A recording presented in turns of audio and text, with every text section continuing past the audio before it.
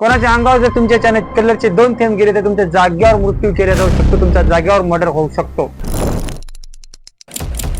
मित्रांनो, अशीच काही घटना घडलेली आहे आपल्या भारताच्या राजधानी दिल्लीमध्ये. एक 11 वर्षाची लहान मुलगी होळीच्या दिवशी कलर खेळत होती. तिच्या हातामध्ये कलरचा फुगा होता. ती घराच्या छतावर होती. तिने तो फुगा आपल्या शेजाऱ्यांकडे फेकला आणि ते फुगा खाली आल्यानंतर अचानक एका शांतीदूत बाईच्या अंगावर त्या कलरचे 2-3 थेंब गेले. तर त्या बाईने त्या गलीमध्ये इतका आरडाओरडा केला, इतका धिंगाणा केला. त्यानंतर दुपारी तिने तिचे संघचे 40-50 आपले शांतीदूत, त्यांचा जे शांतीदूत समाज आहे त्यांचे शांतीदूत लोक आले आणि त्या घराची तोडफोड केली. त्या घराचे तारे तोडले, त्या घरामध्ये घुसले, त्या घरातील महिलांना मारहाण केली, त्यांचे कपडे फाडले.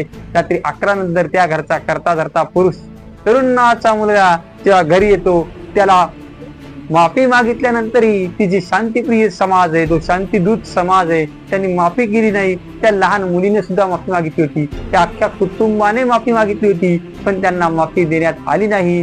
त्या तरुण नावाच्या युवकाला यांनी इतकं बेदम मारलं, 6 गज त्याच्या पोटात घातले आणि शेवटी एवढा मोठा दगड त्याच्या छातीवर पडला आणि त्या युवकाने जागेवर आपला प्राण सोडला.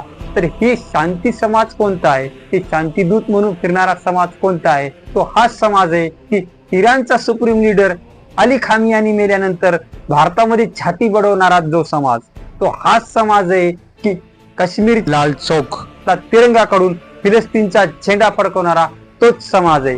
तो हाच समाज आहे की इराणचा सुप्रीम लीडर मेल्यानंतर भारतामध्ये अश्रूंचे पूर आणणारा. मित्रांनो, तुम्हाला माझ्या बोलण्यावरून कळलंच असेल की हा समाज कोणता आहे.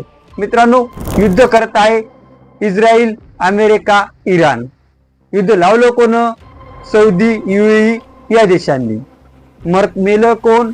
अली खामेनी. बॉम्ब कुठं पडतात? इराणवर, इस्रायलवर, अमेरिकेवर. मग भारतात छाती का बडवतात?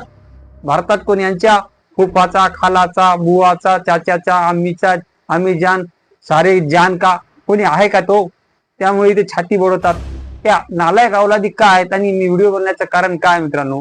कारण की दिल्लीमध्ये जे प्रकरण घडलं त्यावर एक मी स्टोरी ठेवली. या हरामखोरांनी मला DM ला मेसेज केले. या हरामखोरांनी मला नको त्या शिव्या दिल्या. मी तुम्हाला त्या शिव्या दाखवू शकत नाही. या अवलादी त्या अवलादी आहेत की या अवलादींना आपण पाळलेले, या अवलादी ज्या ताटात खातात त्या ताटातच त्या चुरा करतात की आपण पाळलेले साप आहेत आणि एक ना एक दिवस आपल्याला दंश करणारच आहेत. मला सांगा, हे इराण बद्दल एवढी छाती बडवतात, मग ते UAE, सौदी हे जे राष्ट्र आहेत ते मुस्लिम राष्ट्रच आहेत ना? मग इराक मुस्लिम राष्ट्रावर का बाब टाकते? तिथं मुसलमान नाहीत का? आमचा जर एखादा हिंदू बांगलादेश मध्ये मेला तर ते म्हणतात आम्हाला दुसऱ्या देशाशी काही संबंध नाही. मग इराणचा जो सुप्रीम लीडर तुमचा अली खामियानी जे मेला त्याचा संबंध भारतात काय? अरे तुम्हाला इतकं जायचं, जा इराणला, जा तिथे जाऊन लढा. भारतात काय तुम्ही छाती बडवता?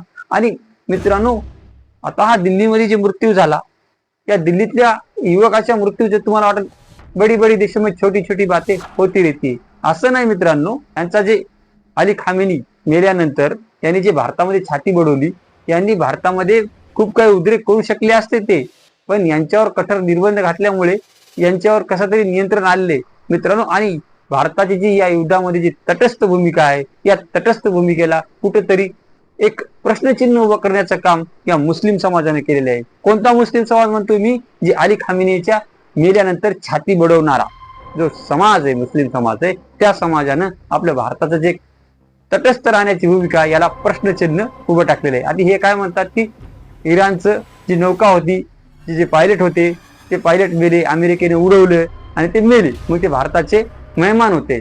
भारताच्या 700 किलोमीटरच्या पलीकडे कोण तुमच्या मायता नवरा किंवा कोण तुमचा मेहमान आहे रे?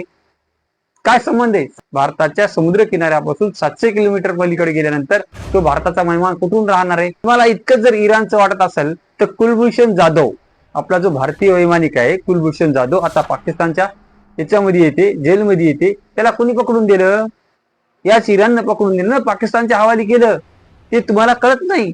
आणि टिकटॉक वरचे व्हिडिओ बनवणारे तुम्ही कुत्रे हो, म्हणजे चिवतनपल्ली, धर्माबाद, तुम्ही आगला स्टेशन पाकिस्तान आहेत. तुम्हाला आता सुचतंय स्टेट ऑफ हॉर्मोन्स बद्दल की तिथं आपलं तेल बंद झालंय. अरे तुम्हाला काय गांजर माहित होतं का रे? 2014च्या अगोदर टमरेल घेऊन पालीला जाणारे अवलादी तुम्ही, आता तुम्ही स्टेट ऑफ हॉर्मोन्स बद्दल बोलतात.